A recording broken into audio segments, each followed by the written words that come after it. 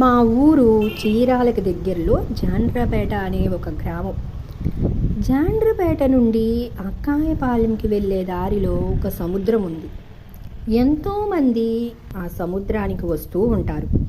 ఆ సముద్రానికి వెళ్ళే దారిలో సాయిబాబా మందిరాన్ని ఎంతో అద్భుతంగా నిర్మించారు. మనకి చూడటానికి 2 కళ్ళు కూడా చాలవండి. ఎంతోమంది భక్తులు ఈ బాబా మందిరాన్ని దర్శిస్తూ ఉంటారు.